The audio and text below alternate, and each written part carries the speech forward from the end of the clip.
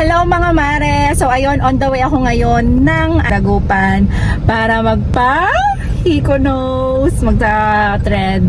So ayan, talaga kasing pangarap ko to. Pangarap kong matry paano tumangos ang ilong. Kaya wag niyo ako ibabash please. So ayan, sa Dagupan nga kami pupunta. Kasi nakita ko yung gawa nila dun sa mga hipag-hipag ko. So, ayun, mga ilang araw din siguro kung hindi makakagawa ng content dahil syempre yung healing process nun, mga ilang araw din. So, ayan, i-update ko na lang kayo kung ano mangyayari sa aking nose. Oh my God, excited na talaga ako mga mare. Huwag nyo kayo babash ha. Love you all.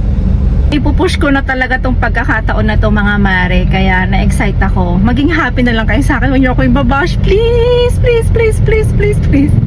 De, ayun lang, on the way na kami ngayon sa Dagupan. So, bye! Malapit na kami mga mare. Ayan na, medyo kinakabakabahan na ako. Pero sobrang excited ko. Ready na ako masaktan. Ito siguro yung sakit na matutuwa ako.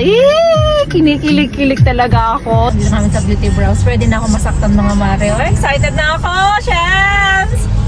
Nandito na ako sa Beauty Brows at excited na ako. Oh my God, tara na. Excited ako. This is impressive. Hello po. Hello po. Ako po yung nag-message kanina sa inyo. Yes po, ma'am. Sa tingin mo, ilang yung ilong ko na yan? Mga 8 to 10 ganun po. 8 to 10. Eh, gusto ko 15.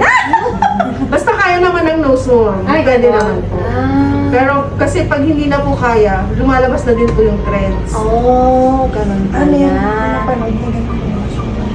Hindi, ano siya, talagang may maximum lang Opo. talaga. Hindi naman po pwedeng lumalabas. Opo, pag sobra na po. Na-excite na ako talaga. Tignan nyo na tong ilong na to. Pagmasdan nyo na yung ilong na yan, kung ano magiging result after. Huwag niyo ako ibabash. Pangarap ko talaga to. Kinikilig ako. Mamaya na lang ulit.